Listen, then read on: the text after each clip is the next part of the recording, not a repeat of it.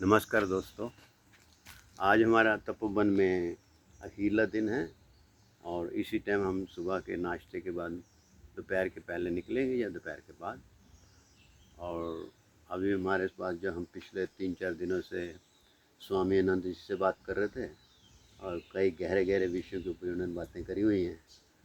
और आज हमारा वो जो विषय है वो जो हमारे मूड में आएगा सामने हम उसी पे करते हैं। कोई हमने पहले से सेट नहीं किया हुआ अभी किसी विषय बात करनी। अच्छा स्वामी जी ये बताइए कि मेरे को जब पहली दफ़ा आया उसके बाद मैंने अपने मन से दृढ़ प्रतिज्ञा हो गया था कि मुझे हर साल आना है। जी। आप कहोगे रहते क्यों नहीं हो? रहते इसलिए नहीं है कि आज के युग में जो है ना ये दोनों चीज़ों में आध्यात्मिकता में और आर्थिकता में बैलेंस, लेकिन मुझे अपनी लाइफ में आर्थिकता को अपने पर्सनैलिटी के ऊपर मैं हावी नहीं होने देता। वो एक सीमा तक है, उसकी ज़रूरत है, उससे परे नहीं। वो अगर मेरी लाइफ को कंट्रोल करती है माया, मैं उस तरह नहीं सोचता हूँ। माया होनी चाहिए, समझदार है, अकल है, उसको सोच समझ के खर्च करना, सोच के बनाना, पैदा करना, ताकि मेरा आधार सुरक्षित रहे। तो उस दृष्टिकोण से मैंने निर्णय कर लिया और वो बदलेगा नहीं। यार हर साल आना है। नियमित इसलिए नहीं रहना कि आमदनी का सोर्स भी तो बना के रखना ना।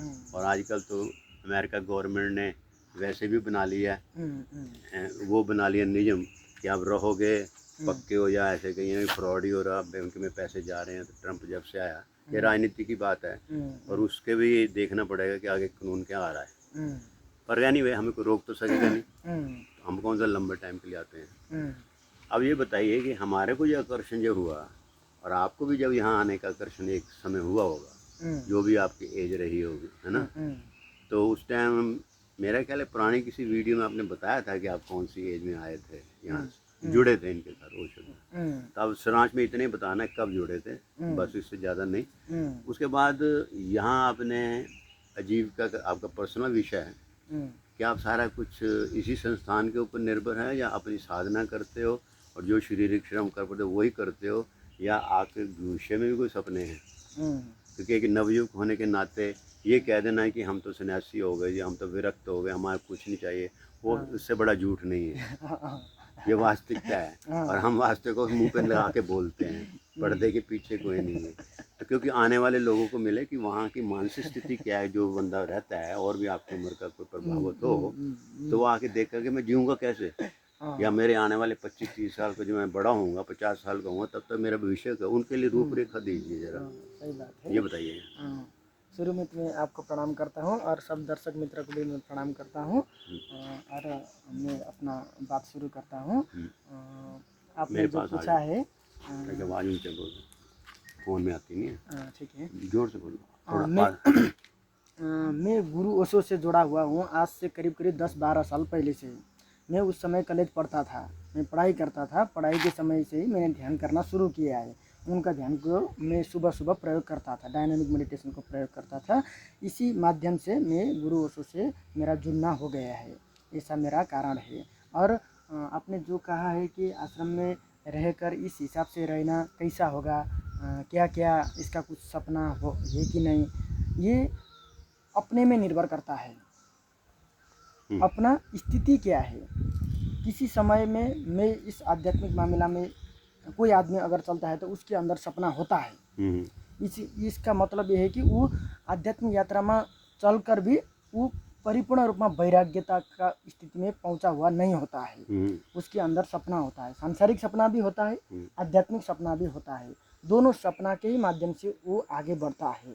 शुरू में तो ऐसा ही होता है, वो सपना में ही चलेगा, सपना ही है। अध्यात्म कोई शुरुआती चरण में वैराग्यता के विषय नहीं है, लेकिन ये बाद में वैराग्यता बन सकता है। ये वैराग्यता एक उपलब्धि है, वैराग्यता उपलब्धि है। वैराग्यता पाना उतना आसान बात नहीं, ये बोध से घटित होता है। उतना जल्दी वैराग्यता नहीं आता है। वैराग्यता तब आता है जब व्यर्थता का अनुभव होता है। जब तक व्यर्थता का अनुभव नहीं होता है तब तक वैराग्यता का आता सिर्फ बातचीत होता है। बातचीत करने से कुछ फर्क नहीं पड़ता है। इसीलिए ये स्टेट ऑफ माइंड में निर्भर करता है कि माइंड का स्थिति क्या है, उस चेतना का स्थिति कहाँ पहुँचा है, इससे फर्क पड़ता है। अगर आदमी बहुत ही निकृष्ट स्थिति में जी रहा है तो उसका इच्छा और आकांक्षा, काम वासना, खान पीन और थोड़ा बहुत पावर के लिए होता है। इसीलिए तो बोलते हैं यौन, पैसा और शक्ति, ये 3 चीज़ के लिए आदमी मर जाता है। ये 3 चीज़ पाने के लिए शुरू की स्थिति यही होता है।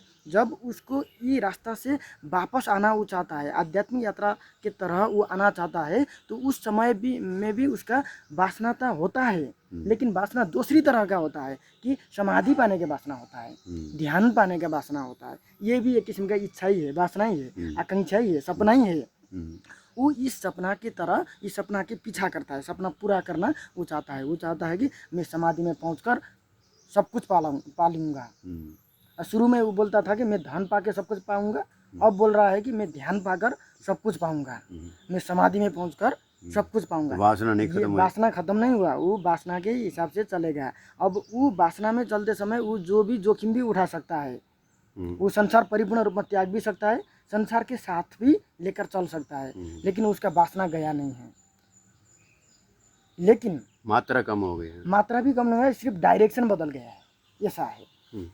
मात्रा ज़्यादा भी हो सकता है, उसका वासना और भी ज़्यादा हो सकता है। पहला तो ध्यान पाने के, कम से कम धन पाने के लिए दौड़ता था, धन तो कम से कम एक पा भी सकता है आदमी। धन वासना के माध्यम से धन पाया जा सकता है, ये कोई गलत बात भी नहीं है। धन और पावर ये दोनों अगर कोई आदमी पाना चाहता है तो ये रास्ता से आदमी पा सकता है, लेकिन उसको ध्यान तक कभी भी पा नहीं सकता है। वो पाना चाहेगा तो कभी नहीं पाएगा। जब तक उसके अंदर वासना है, जब तक आकांक्षा है ध्यान पाने का, तब तक पा नहीं सकता। लेकिन वो वासना रख कर, आकांक्षा रख कर, सपना देखकर आगे बढ़ सकता है। ये बढ़ना कोई गलत बात नहीं है, वो आगे बढ़ सकता है इस हिसाब से, क्योंकि वो ये रास्ता से गलत ये दिशा में गया था, पूर्व की दिशा में गया था, अब वो पश्चिम जाना चाह रहा है, पश्चिम की दिशा में जा रहा है। तीसरे उल्टा रास्ता, डायरेक्शन उल्टा हो गया, वो सपना लेकर ही जा सकता है, समाधि के सपना देख सकता है, कोई गलत नहीं है। लेकिन समाधि पाने के लिए वो सपना भी छोड़ना पड़ता है। वो सपना छोड़ने के बाद ही आदमी को समाधि हो जाती है, ध्यान हो जाती है। समाधि का मतलब शून्य होना है। हाँ, शून्य, परम शून्य कहते हैं, जहाँ कोई वासना भी नहीं है, कोई चिंता भी नहीं है, कोई सपना भी नहीं है, कोई आकांक्षा भी नहीं है, न विचार है, न नहीं तो भाव है, कुछ भी नहीं है, पूरा का पूरा सन्नाटा है, खाली के खाली है। आदमी इस जगह पहुंच जाता है, उसके बाद वैराग्यता घट जाती है।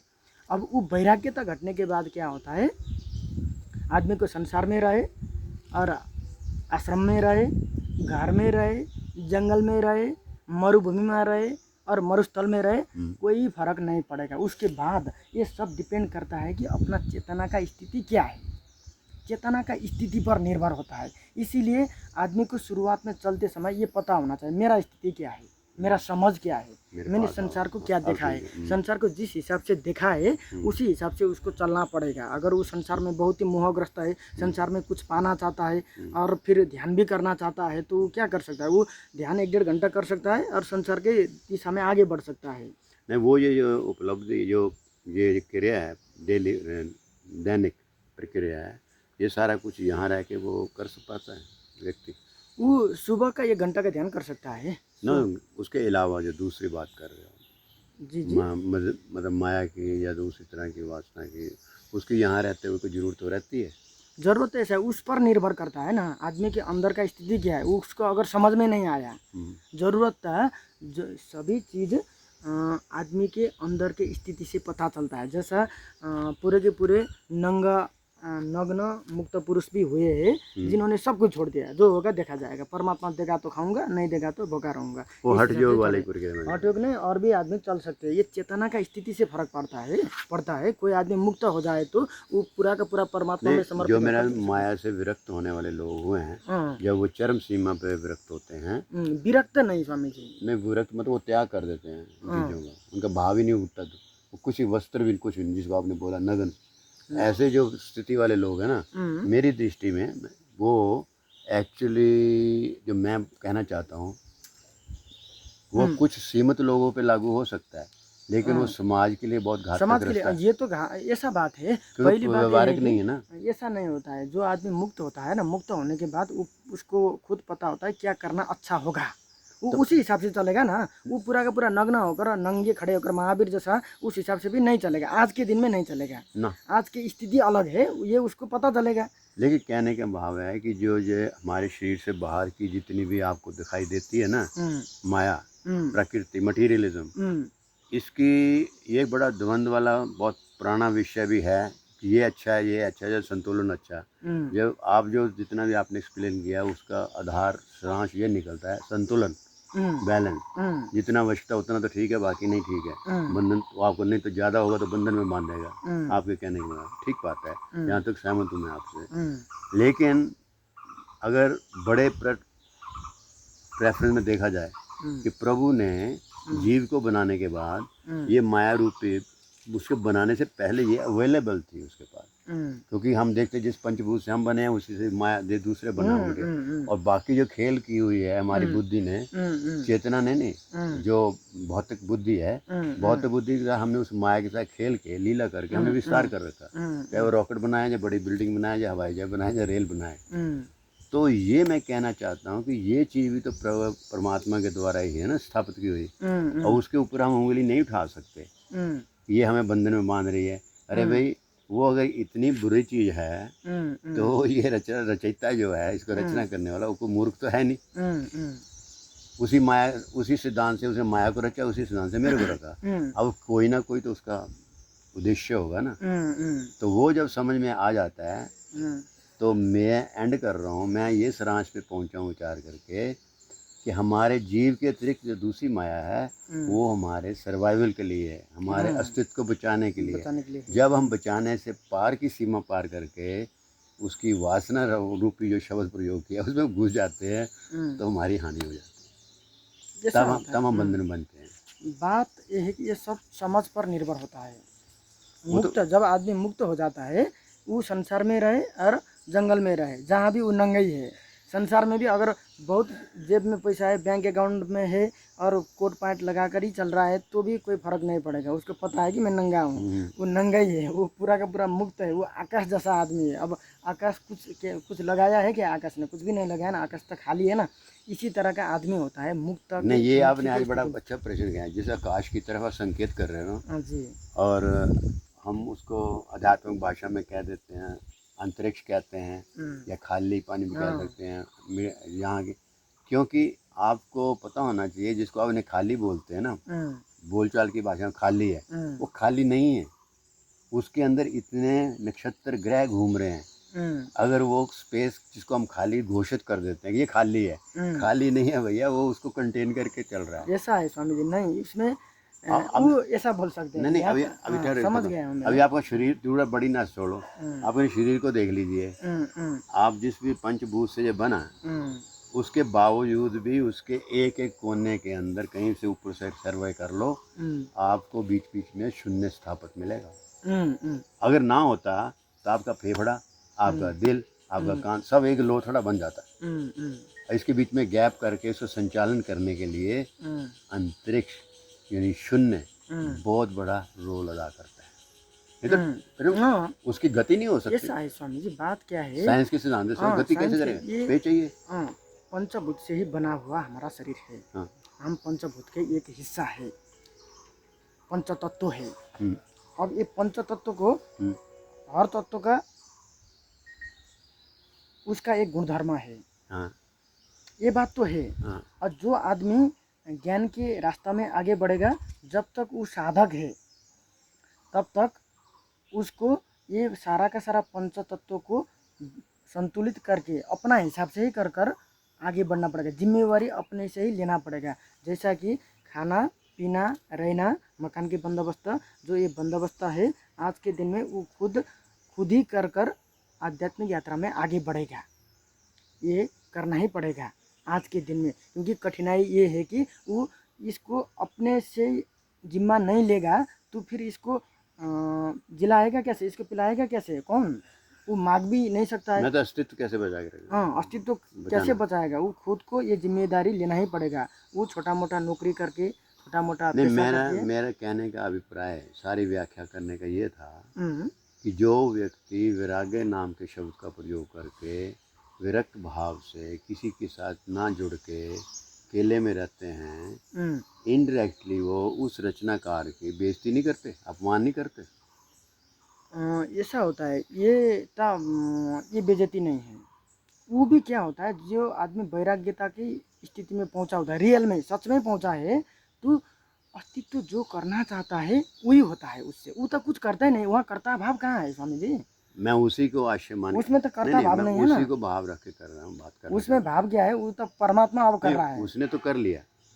अब वो भी उसके। इसी माया में ही जन्म लिया उसने, अब किसी माँ देखिए के ऐसा द्वारा होता जन्म है लिया। ना, अब क्या होता है, उसके माध्यम से परमात्मा करना शुरू करता है। अगर परमात्मा को अच्छा लगे, हाँ ठीक है, ये आदमी से मैं सांसारिक काम अच्छा सा करूँगा, हम्म, सांसारिक काम कर कर इसको करवा कर हम्म, मैं आध्यात्मिक प्रचार करूँगा और मैं सांसारिक काम ही सिर्फ करूँगा। मैं बड़ा सा एक ऑर्गेनाइजेशन खोलूँगा, बहुत आदमी को नौकरी दूंगा और मैं देश विकास पर सहयोग करूँगा। अगर अस्तित्व ऐसा सोचेगा तो यही काम होगा।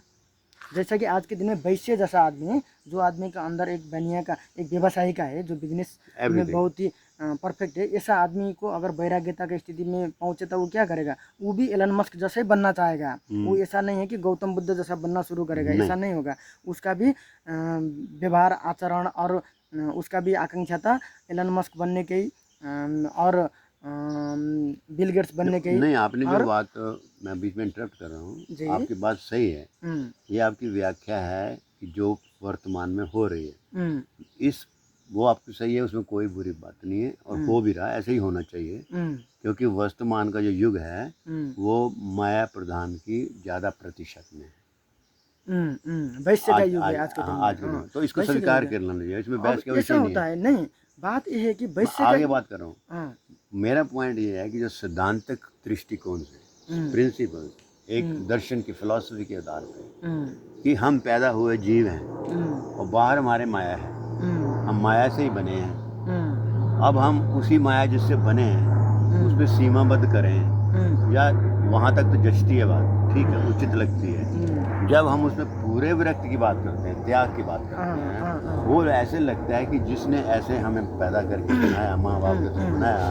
बाजार में आया, लकड़ी ली, पकड़ा ले, कपड़ा पहना, ये किया वो किया, मटेरियल से बनाया, वो भी किसी मानव ने दिमाग खोपड़ी लगा के माया से खेल के तो बनाया ना, आपको जिंदा रहने के लिए।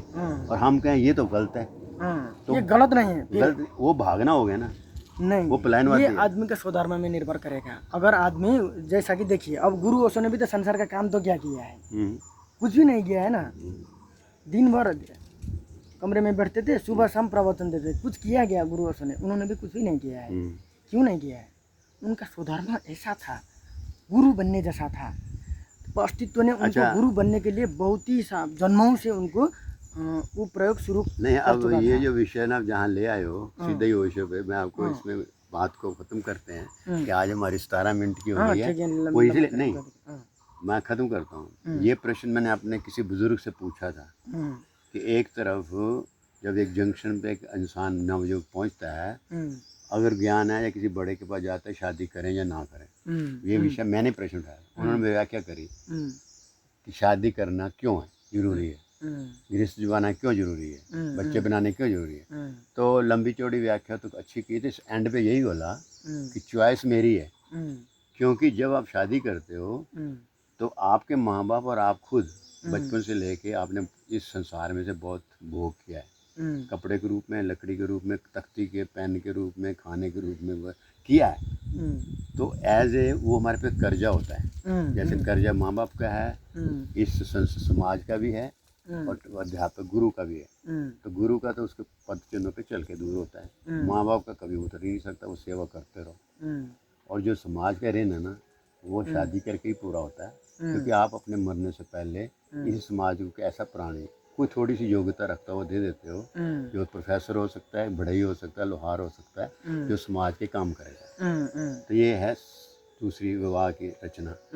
दूसरा पक्ष है कि नहीं करना, तो नहीं करना तो मानव है तो कैसे हो सकता? नहीं, मैंने प्रश्न था, तो उन्होंने कहा कि देखो ऐसे मानव हुए हैं, जैसे आपने ओशो जी का नाम लिया, वहीं आ गया हूँ, कि ऐसी ऐसी पर्सनैलिटी होती है उनको शुरू से ही रास्ता पसंद ही नहीं है। जो यज्ञोपवीत पहनने के 3 प्राण है हमारे, पितृ, माता पितृ ऋण, गुरु ऋण और समाज ऋण, तो उसको उतारने की प्रतिज्ञा होती है। तो जो बंदे ऐसे बंदे पर्सनैलिटी के बचपन से ही स्कूल में जाते हैं, पढ़ने में ध्यान ही नहीं लगता, कोई यहाँ की लेना नहीं चाहते हैं, तो उसे लोग क्या करते हैं, जैसे ओशो जी ने किया, वो समाज के आंतरिक उत्थान के लिए पढ़ते हैं, ध्यान करते हैं, डिलीवर करते हैं, वो भी कर्म कर रहे हैं, वो भी काम है, हाँ हाँ हाँ तो व्यर्थ नहीं है। अब उन्होंने मेरे को उत्तर दिया था, चॉइस तुम्हारी है, तुमने वो रास्ता अपनाना है, ये रास्ता अपनाना है, गलत कुछ नहीं है। और ये भी अब अब आप देखिए, पकड़ सकते हैं हाँ बात। यही तो मैं कह रहा हूँ स्वामी जी, तो ये दूसरी कैटेगरी मैं में ये यही कह रहा हूँ कि चॉइस अपना है, हम्म, और अस्तित्व आपको जिस हिसाब से बना रहा है, आपको कौन से ढांचा में तैयार कर रहा है अस्तित्व, उसी ढांचा में चलना है आपको। वो तो अपने अपना हाँ, व्यक्तिगत बुद्धि होती है, ये व्यक्तिगत कर्मफल के मुताबिक। कर्मफल और व्यक्तिगत संस्कार से निर्भर करता है, ये संस्कार में और निर्भर इसको करेगा। मैं एक शब्द देता हूँ यहाँ इस गांड कर, ऐसा है कि हर व्यक्ति की आप विशेष रूप से स्पेशल रचना हो प्रभु के द्वारा, हम्म और बुद्धि सबकी अलग ही होती है। हम्म, बेटे और बाप की नहीं मिलती है, और माँ और बाप की नहीं मिलती, बहन भाई, किसी की बुद्धि मेल ही नहीं खा सकती। हाँ प्रतिशत मेल खा सकती है, हाँ, पूर्णता मेल नहीं खाती। नहीं नहीं, और इसके पीछे मेरा अपना अध्ययन और तजर्बा और सोच है हम्म कि प्रभु ने ऐसा सिद्धांत क्यों बनाया। हम्म उसका उत्तर ये है, क्योंकि बुद्धि की विभिन्नता से ही हम्म वो जीव अपने कर्मफल का भोग करता है। हम्म। अगर बुद्धि समान होने लगे तो लोग तो अपने कर्मफल से मुक्ति बच ऐसा के होता है निकलेंगे। ना स्वामी जी, कर्म के कारण बुद्धि बनती है, एग्ज- ऐसा है। नहीं वैसा पहला वैसा बुद्धि नहीं है, हाँ, पहले नहीं, कर्म है। कर्मफल हाँ, फल फल कर्म के कारण जैसा जैसा वो कर्म करता है, हाँ, उसे- वैसा वैसा उसको बुद्धि इस- और उसका हाँ, चेतना का दिशा हाँ, बदलना शुरू होता है। बिल्कुल। इसीलिए तो कर्म महत्वपूर्ण है, कर्म। जैसा जैसा वो कर्म करता है उसी तरह का इसीलिए वो आपने आगे बढ़ने देखा है लगता कि है। दुनिया में नेगेटिव वाले भी हैं, पॉजिटिव वाले भी हैं। हाँ और आप किसी को नेगेटिव वाले को कितना भी अच्छे से वातावरण में रख दो, हम्म, उसने सारा कुछ सुनने के बाद ही करना वही है जिधर उधर बुद्धि ले हाँ जाएगी। अब इसके लिए वैसा वर्ष हाँ तभी तो इसको जड़ से ही बदल देना पड़ेगा, तभी वो बदल हम कौन पाएगा। होते बदलने वाले? हाँ नहीं नहीं नहीं, मतलब ये है कि हम कोई तो नहीं है, लेकिन हम मदद कर सकते हैं, हम बोल सकते हैं कि ऐसा करेंगे तो ऐसा होगा।